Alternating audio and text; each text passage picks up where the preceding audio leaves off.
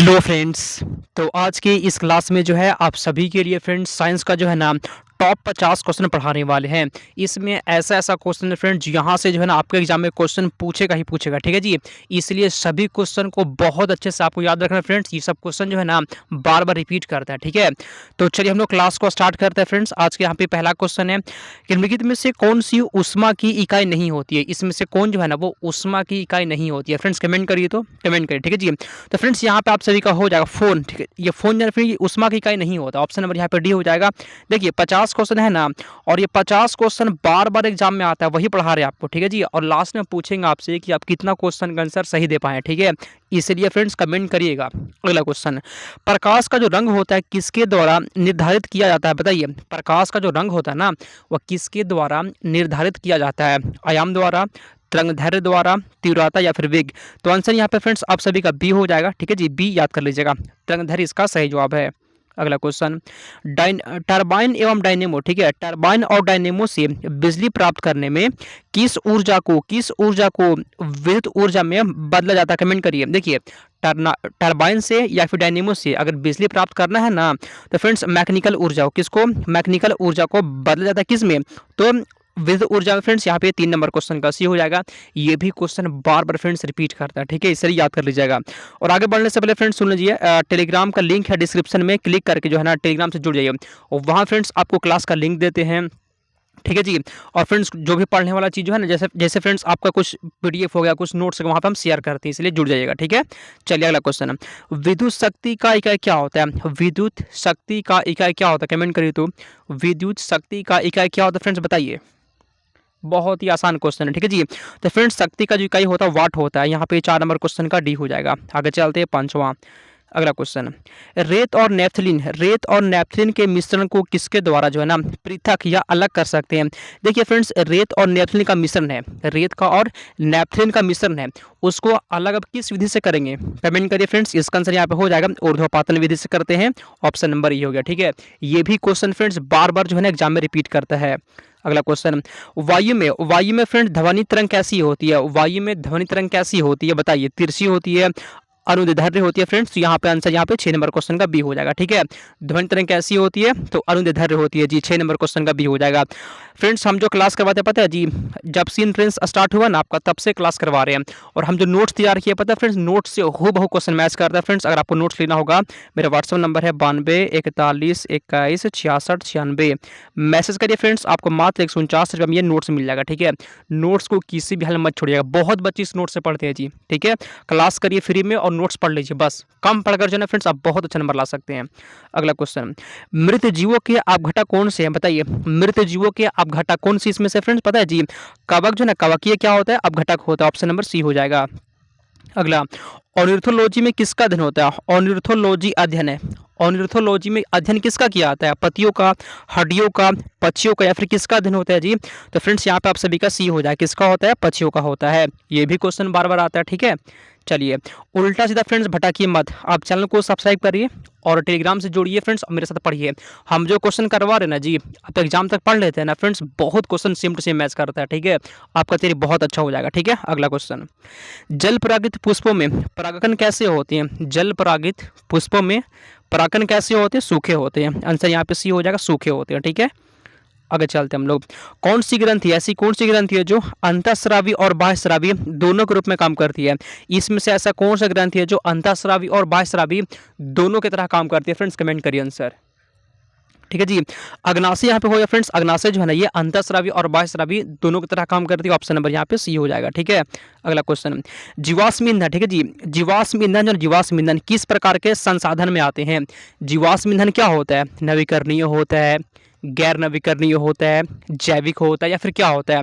तो फ्रेंड जीवाश्म ईंधन जो होता है फ्रेंड्स, से पता है क्या होता है जी, ये आपका गैर नवीकरणीय होता है। जिसका जिसका भी यहाँ पे बी आ गया, बिल्कुल आप सभी का सही जवाब है, ठीक है। आगे चलते हैं अगले क्वेश्चन की ओर। अदरक एक भूमिगत तना होता है, ठीक है फ्रेंड्स। अदरक क्या होता है, एक भूमिगत तना होता है। जड़ नहीं, ऐसा क्यों होता है जी। देखिए अदरक फ्रेंड्स क्या होता है, ये तना होता है, भूमिगत तना होता है। ये जड़ क्यों नहीं अदरक, बताइए।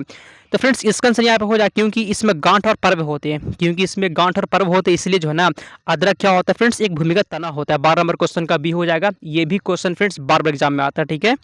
अगला, प्रकाश संश्लेषण के अध्ययन से संबंधित, प्रकाश संश्लेषण के अध्ययन से संबंधित वनस्पति विज्ञान की शाखा इसमें से कौन सी है, बताइए आंसर। तो फ्रेंड्स यहाँ पे आंसर आपका सभी का हो जाएगा पादप कार्यकी कहते हैं, ऑप्शन नंबर यहाँ पे सी है। ठीक है, चलिए आगे चलते हैं हम लोग 14 नंबर क्वेश्चन। एक पीढ़ी से दूसरी पीढ़ी में, एक पीढ़ी से दूसरी पीढ़ी में वंशागति के अध्ययन क्या कहते हैं। एक पीढ़ी से दूसरी पीढ़ी में जो है ना फ्रेंड्स, वंशागति के अध्ययन को फ्रेंड्स अनुवांशिक कहते हैं। क्या कहते हैं, अनुवांशिक। ऑप्शन नंबर यहाँ पे हो जाएगा। बहुत बार फ्रेंड्स ये भी क्वेश्चन पूछा है। ठीक है, चलिए आगे चलते हैं हम लोग अगले क्वेश्चन की ओर। लेग्युमिनस पौधे में नाइट्रोजन स्थिरीकरण के लिए कौन सा वर्णक आवश्यक होता है। लेग्युमिनस पौधे में जो है ना नाइट्रोजन स्थिरीकरण के लिए कौन सा वर्णक आवश्यक होता है फ्रेंड्स, आंसर यहाँ पे हो जाएगा लेग हीमोग्लोबिन। ठीक है फ्रेंड्स, लेग हीमोग्लोबिन इसका सही जवाब है। जिसको भी क्वेश्चन ये याद नहीं था ना, याद कर लीजिएगा। ठीक है, अगला क्वेश्चन, वह एंजाइम जो हमारे मुंह में, वह एंजाइम जो हमारे मुंह में भोजन के साथ मिलता है वह कौन सा होता है। वह एंजाइम जो फ्रेंड्स हमारे मुंह में होता है, जो भोजन के साथ मिलता है वह कौन सा होता है, बताइए। ठीक है, अपना टाइम के फ्रेंड्स यूट्यूब पे जो है ना पढ़ने में वेस्ट मत करिए। ठीक है, आप वहाँ से पढ़िए जहाँ से सिर्फ बात ना हो, पढ़ाई होता है। फ्रेंड्स हम आपको सिर्फ पढ़ाई करवाते हैं। बहुत ऐसे लोग हैं जी बात पढ़ाते कम है, बात खूब करते हैं। ठीक है, ये गलती मत करिए फ्रेंड, टाइम नहीं बचा उतना। आराम से पढ़ाई करिए, सीरियस होकर। ठीक है, तो वह एंजाइम फ्रेंड्स कौन सा होता है जो हमारे मुंह में रहता है फ्रेंड्स, इमाइलेज।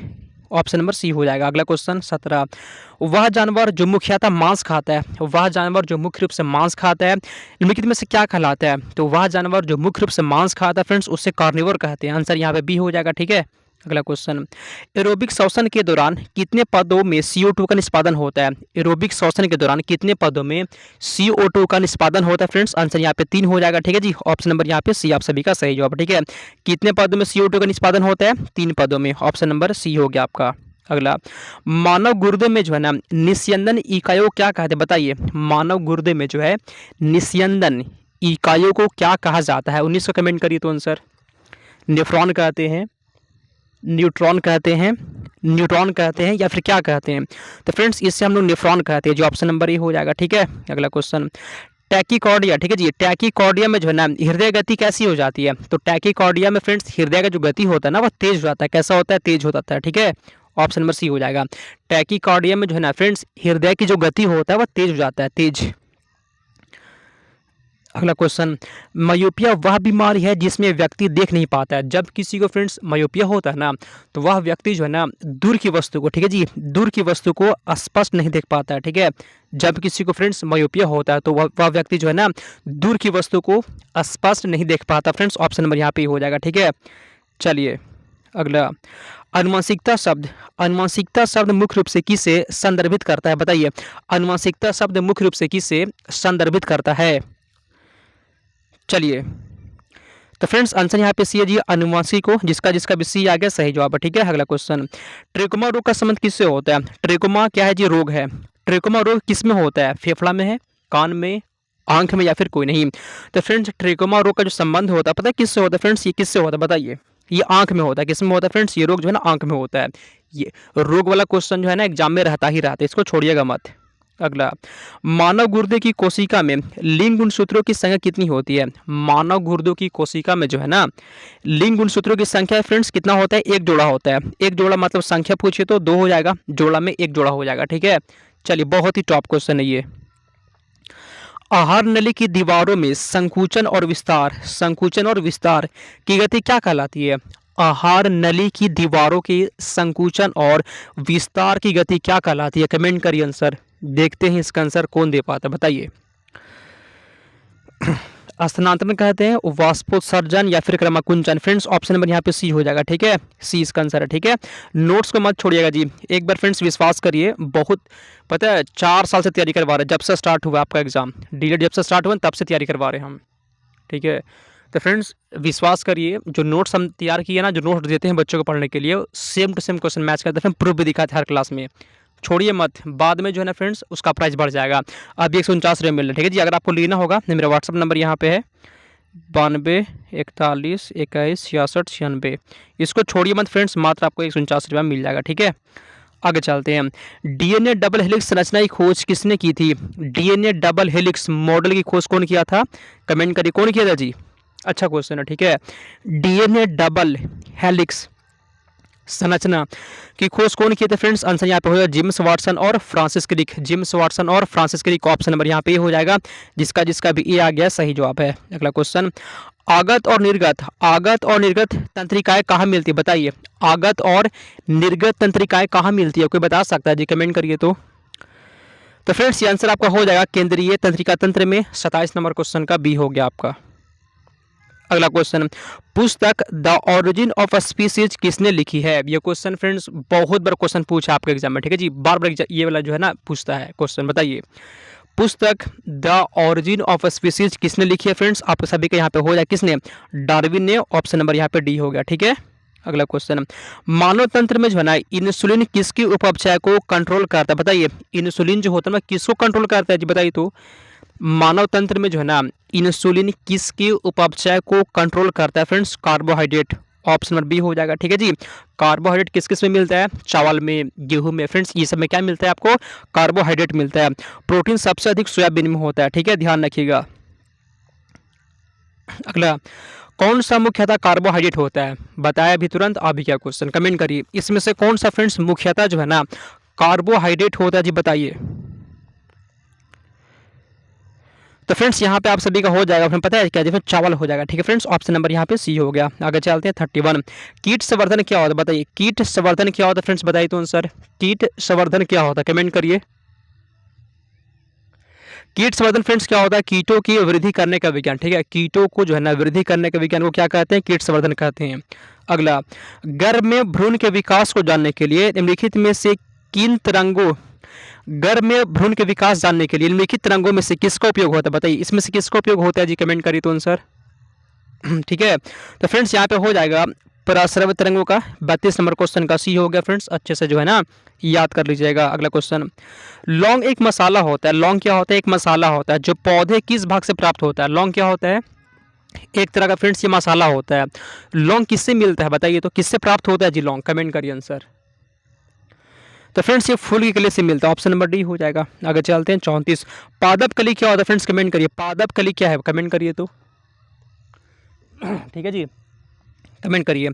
तो फ्रेंड्स पादप कली जो होता है फ्रेंड्स एक भ्रूणीय टहनी होता है। ऑप्शन नंबर यहाँ पे ए हो जाएगा, ठीक है। अगला क्वेश्चन, पौधे जो नमक युक्त मिट्टी में उगते हैं उसे क्या कहते हैं? वैसा पौधा जो नमक युक्त मिट्टी में उगता है, या फिर उसको कह सकते हैं कि वैसा पौधा जो लवणीय मिट्टी में उगता है उसे हेलोफाइट कहते हैं। उसे क्या कहते हैं? हेलोफाइट कहते हैं।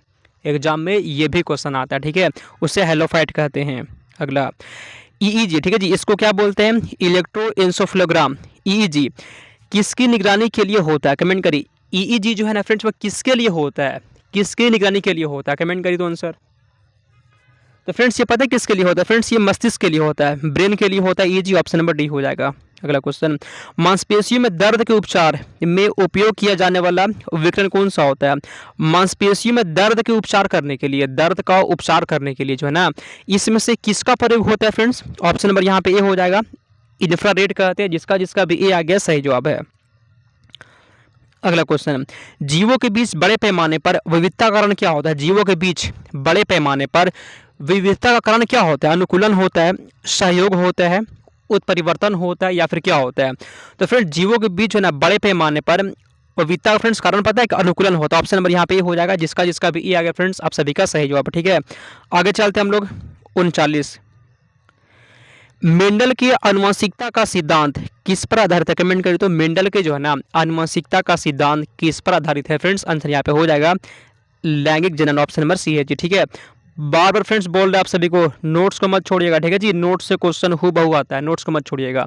आगे चलते हैं, जीव कोशिकाओं में आनुवंशिक लक्षणों के नियंत्रण में कौन सा उत्तरदायी होता है? जीव कोशिकाओं में जो है ना आनुवंशिक लक्षण को नियंत्रण में कौन सा उत्तरदायी होता है? फ्रेंड्स आंसर यहाँ पे हो जाएगा डीएनए उत्तरदायी होता है, डीएनए, ठीक है। फ्रेंड्स आज क्लास में आप सभी के लिए 40 क्वेश्चन ही है, तो 40 में से कितना सही कर दिए हैं और क्लास कैसा लगा बताइए। नोट्स फ्रेंड्स ले लीजिएगा, नोट्स मत छोड़िए और क्लास करिए फ्रेंड्स। और डिस्क्रिप्शन में जो है ना टेलीग्राम का लिंक है फ्रेंड्स, क्लिक करके जुड़ सकते हैं, ठीक है। चलिए हम लोग समाप्त करते हैं।